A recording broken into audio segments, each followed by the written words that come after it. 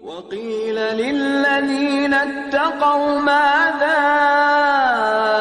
أنزل ربكم قالوا خيرا للذين أحسنوا في هذه الدنيا حسنة.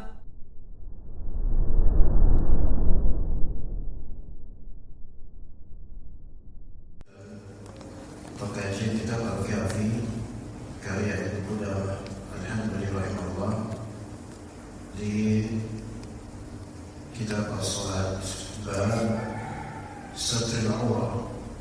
Bab kita kali ini bab menutup aurat, mirip dengan bab yang kita bahas di kajian Ahad Maghrib di kitab Al-Muqni'. Ada keserupan babnya. Bab yang kita bahas kali ini bab Satrul Awrah, menutup aurat, yang merupakan syarat ketiga di antara syarat-syarat sah salat. Ibnu Qudamah rahimahullah mengatakan bab Satrul Awrah, bab menutup aurat, wa huwa asy-syartu tsalitsu lis-shalah. Menutup aurat adalah syarat ketiga untuk salat. Syarat ketiga dari syarat-syarat sah salat. Lima rawat Aisyah radhiyallahu anha anna Nabi sallallahu alaihi wasallam qala, dengan dasar riwayat dari Aisyah radhiyallahu anha bahwa Nabi sallallahu alaihi wasallam bersabda, la yaqbalu Allahu salata haidin illa bi khimar. Ini ada perkataan tiga dari syarat-syarat sah salat. Lima rawat Aisyah radhiyallahu anha anna Nabi sallallahu alaihi wasallam qala, dengan dasar riwayat dari Aisyah radhiyallahu anha bahwa Nabi sallallahu alaihi wasallam bersabda, la yaqbalullahu salata haidin illa bi khimar. Ini ada perkataan dari Nabi sallallahu alaihi wasallam yang kaitannya dengan masalah menutup aurat dalam salat. Dan kita juga nanti akan membahas di sini hal yang tidak bisa membedakan antara sesuatu yang memang harus ditutupi hanya saat sholat dengan sesuatu yang ditutupi di luar sholat pun kudu harus ditutupi. Maka kita lebih jelaskan insyaallah, kata Nabi sallallahu alaihi wasallam, la yaqbalullahu salata haidin illa bi khimar. Allah tidak menerima salat wanita haid. Maksudnya wanita haid di sini wanita yang sudah punya potensi haid. Allah Ta'ala tidak menerima salat perempuan yang sudah punya potensi haid kecuali dengan khimar, kerudung. Dengan kerudung. Kata Nabi SAW, la yaqbalullahu salata haidin illa bi khimar. Salat haid. Nah, kalau kita pakai terjemahan harfiah, orang banyak menerjemahkan gini, Allah tidak menerima salat perempuan haid kecuali dengan kerudung. Sementara perempuan kalau lagi haid emang gak boleh salat. Tapi kenapa kok kayak gini kalimatnya, Allah tidak menerima salat perempuan haid kecuali dengan kerudung? Ya. Nah, disinilah pentingnya satu, pemahaman bahasa. Dua, pemahaman konteks bahasa. Ya, konteks kata atau kalimat secara syar'i, istilah syar'i. Kalau kita melihat la yaqbalullahu salata haidin illa bi khimar, kalau cuman paham bahasa doang, lafal doang, Allah tidak menerima salat perempuan haid kecuali dengan kerudung. Itu memang dari segi terjemahan harfiah, oke, terjemahan harfiah. Tapi ternyata pemahaman bahasa saja atau cuman tahu kosakata bahasa Arab aja itu nggak cukup untuk memahami syariat ini gitu. Ya. Karena haid ya berarti sih maksudnya bukan perempuan yang sedang haid, bukan. Maksudnya adalah perempuan yang telah haid, perempuan yang punya potensi haid. Perempuan yang punya kebiasaan haid artinya perempuan yang telah baligh, itu maknanya. Allah tidak menerima salat perempuan yang telah baligh karena dia sudah haid kecuali dengan khimar, dengan kerudung. Hadis ini simple. Tapi di belakang hadis ini itu ada banyak fikih yang mungkin kalau kita nggak merujuk ke pembahasan para ahli fikih tentang hadis ini, kita nggak banyak dapat faedah dari hadis ini. Allah tidak menerima salat wanita yang telah haid kecuali dengan kerudung. Fikih pertama, kenyataannya yang pertama, perempuan yang sedang haid itu tidak boleh salat dan tidak sah salatnya. Berarti itu tidak termasuk dalam hadis ini, karena hadis ini maknanya bukan perempuan yang sedang haid, tapi perempuan yang sudah pernah mengalami haid, artinya sudah pernah baligh. Ya, fikih kedua, haid atau sudah haid merupakan tanda-tanda balighnya perempuan yang tidak terdapat pada laki-laki. Maka perempuan yang sudah haid, maka itu berarti sudah baligh, berapapun usianya dia. Sebagian ulama memberikan batasan minimal dia usia 9 tahun, kalau dia haid maka baligh 9 tahun.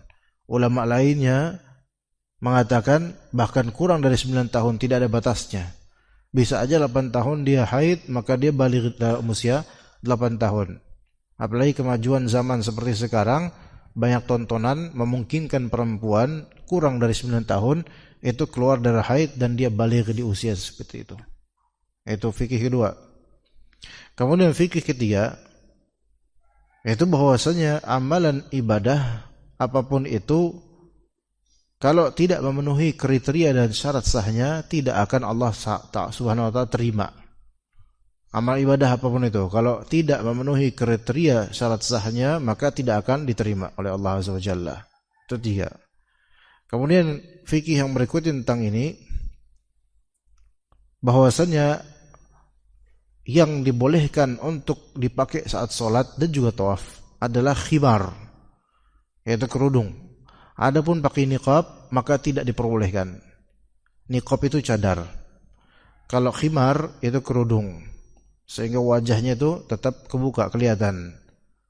Kemudian fikih yang kelima yang mungkin di luar ekspektasi banyak orang, dengan kalimat Allah tidak menerima salat perempuan yang telah mengalami haid kecuali dengan kerudung, maka pemahaman terbaliknya gimana? Pemahaman terbaliknya, Allah Ta'ala tidak menerima salat wanita yang telah pernah haid kecuali salatnya harus pakai kerudung. Maka pemahaman terbaliknya adalah Allah Ta'ala menerima salat anak perempuan yang belum haid walaupun gak pakai kerudung. Gimana, bisa dipahami gak? Hadisnya gini, Allah tidak menerima salat perempuan yang telah haid baligh kecuali dengan kerudung. Jadi kalau anti sudah baligh, maka salat anti kalau mau dikatakan sah harus syarat sahnya dengan kerudung.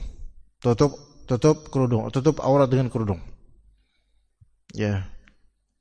Nah, kemudian pemahaman atau ya apa yang bisa kita pahami dari situ adalah keterbalikannya adalah berarti Allah Ta'ala menerima salat anak perempuan yang belum baligh walaupun gak pakai kerudung.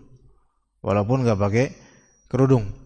gak pakai kerudung. Ya, jadi anak perempuan salat belum baligh gak pakai kerudung. Sah gak salatnya? Salatnya sah. Di sini juga akan ada pembahasan usul fikih dan fikih juga sebenarnya. Apakah salat manusia yang belum baligh itu sah atau tidak? Salat manusia yang belum baligh itu sah atau tidak? Jawabannya, jika dia sudah mencapai usia tamyiz dan cakap akan salat, maka sah di sini tentu konsekuensinya yaitu dia diterima oleh Allah Ta'ala amalnya dan mendapatkan pahala. Namun salat itu kan belum menjadi kewajiban bagi laki-laki atau perempuan yang belum baligh. Tapi sah. Ya, ini panjang kok mau konsekuensinya panjang sekali pembahasan, tapi penting semuanya ini.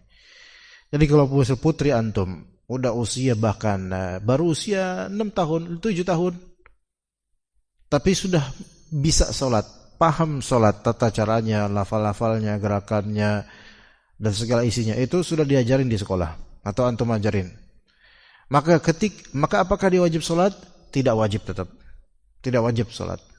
Tapi ketika dia sholat, sah enggak? Sah sholatnya. Nah, keabsahan sholat ini menunjukkan apa? Dia telah melakukan amal ibadah dan anak ini dapat pahala. Orang tuanya juga dapat pahala jika orang tuanya yang menjadi penyebab dia mampu melakukan sholat. Itu. Walaupun belum balik, laki atau perempuan. Jika memang sudah bisa sholat, dia sholat, maka dapat pahala, sah sholatnya. Baik laki atau perempuan. Nah, kalau untuk laki-laki, ya ini konteksnya perempuan.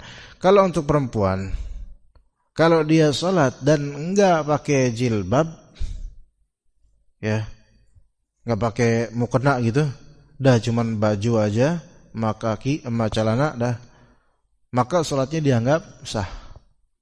Tapi ketika dia udah haid, kemudian lepas dari haid kan dia wajib sholat, maka setelah itu nggak boleh lagi dia sholat dengan cara seperti itu. Melainkan dia sholatnya harus dengan khimar, dengan jilbab, baru dianggap sah. Ya, baru dianggap sah. Inilah makanya namanya menutup sesuatu dari bagian tubuh ketika sholat itu sesuatu hal atau suatu tema yang ada perbedaan dengan masalah menutup aurat di keseharian kita biasanya. Baik, jadi al-aurah secara bahasa itu memang maknanya atas kekurangan atau sesuatu yang bersifat memalukan.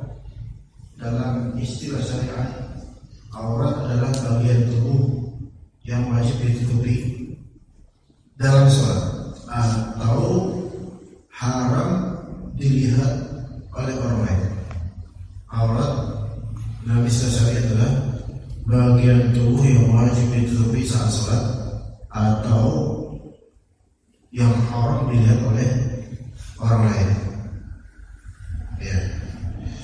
Ibnu Taimiyah rahimahullah dalam beberapa kitabnya itu mengatakan bahwa istilah menutup aurat atau satrul aurat itu tidak pernah disebut secara eksplisit ataupun hadis. Dari lafal menutup aurat itu tidak pernah ada sebutannya di Al-Quran atau di Sunnah, nggak ada. Ini bukan tentang bid'ah atau apa, bukan, tetapi istilah dalam ilmu syar'i itu kerap kali atau beberapa kali itu tidak ada penyebutannya di lafal Al-Quran atau lafal hadis. Tapi istilah-istilah ini sebagai ijtihad ulama setelah mengumpulkan macam-macam dalil di Al-Quran atau hadis, diramu dan dijadikan approaching atau pendekatan untuk memudahkan pemahaman kaum muslimin. Akhirnya dibuatlah istilah ini, satrul aurah, menutup aurat. Jadi Nabi SAW dalam hadisnya tidak pernah menyebutkan menutup aurat, tutuplah auratmu, misalnya dengan lafal menutup aurat. Di Al-Quran juga tidak pernah disebutkan begitu. Namun yang disebutkan apa? Perintah Allah di surat Al-A'raf. Yaitu kata Allah Azza wa Jalla, ya bani Adama khudhu zinatakum inda kulli masjid. Wahai anak cucu Adam, khudhu zinatakum, pakailah zinah. Zina sih perhiasan. Beda dengan zina yang dosa besar itu zina namanya. Tapi ini zinah, perhiasan. Pakaian terbaik, perhiasanmu. Pakailah perhiasanmu inda kulli masjidin, di setiap masjid. Ini pernah saya bahas di kajian Ahad sore, di kajian Ahad maghrib. Tapi kita ulangi lagi. Wahai anak-anak Adam, khudhu zinatakum inda kulli masjidin. Pakailah perhiasan kalian di setiap masjid. Masjid, lafal masjid di sini. Masjid di sini kata sebagian ulama yaitu masjid yang kita kenal, tempat berkumpulnya kita untuk sholat.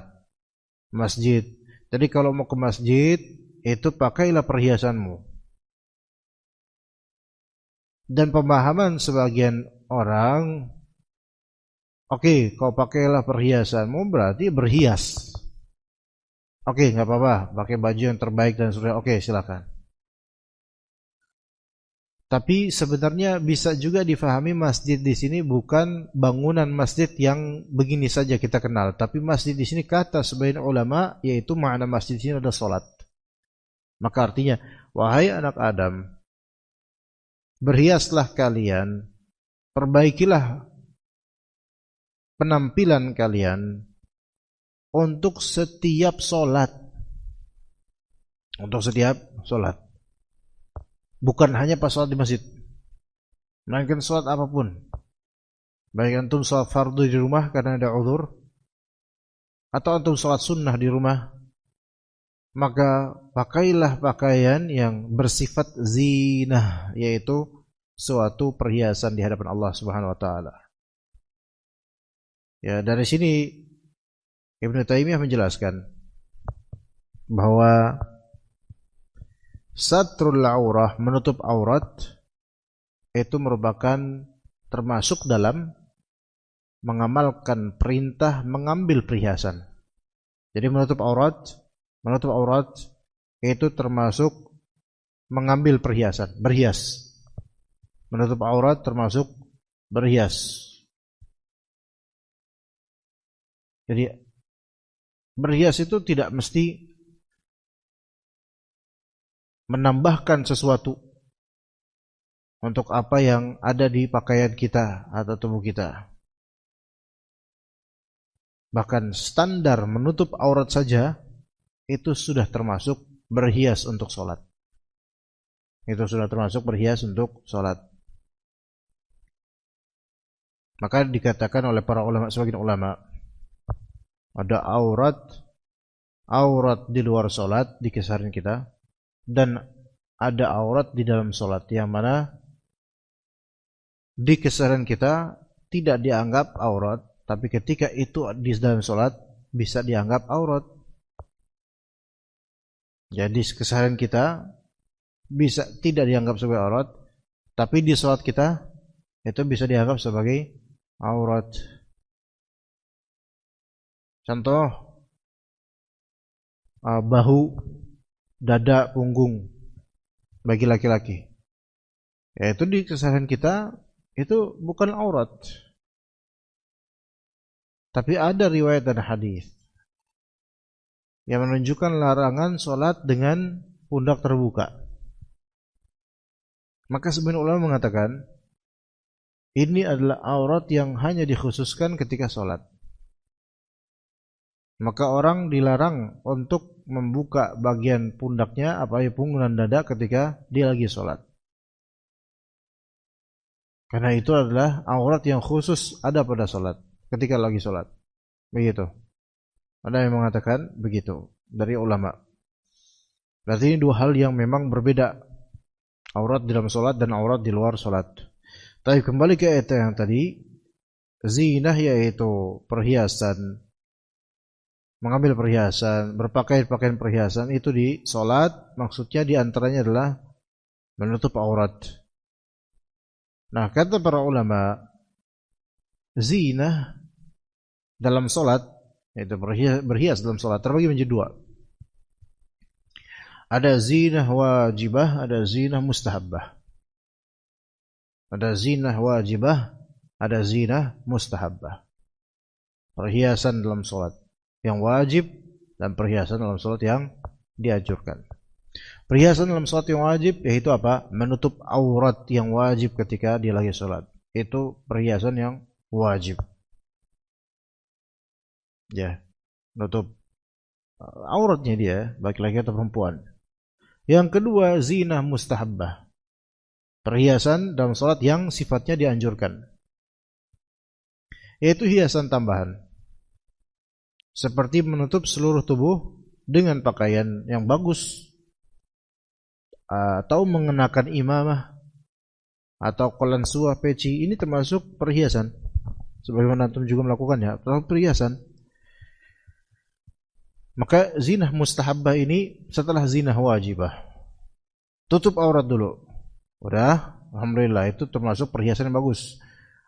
Kalau mau ekstra yaitu pakailah baju yang lebih baik, yang bagus, dengan pernak-pernik yang bagus atau hal-hal yang secara syar'i tidak terlarang dan secara uruf kebiasaan kita itu sesuatu yang bagus dan menyenangkan dan bisa memotivasi kita untuk semakin beramal baik dalam sholat. Maka itu termasuk zina mustahabah yang dianjurkan dan berpahala. Kalau seseorang merasa kalau saya nih pakai sholat saya pakai kaos doang, itu saya kurang enak gitu misalnya. Tapi kalau pakai baju koko, saya kerasa banget saya lagi sholat. Maka sangat dianjurkan untuk pakai baju koko. Sesuai dengan kebiasaan kita dan kebiasaan masyarakat kita. Ya. Kalau misalnya dibilang saya kalau misalnya pakai jubah, itu saya semangat banget sholat itu. Lebih kayak kerasa benar-benar tuh saya sholat dibandingkan saya pakai baju koko. Maka pakailah jubah lebih afdal buat antum. Selama tidak ada maksud dan unsur keduniaan gitu. Orang kita misalnya banyak dari kita kalau pakai jubah lebih enak sholatnya. Kalau orang pribadi pakai sarung tuh lebih nyaman, lebih enak kalau sholat pakai sarung.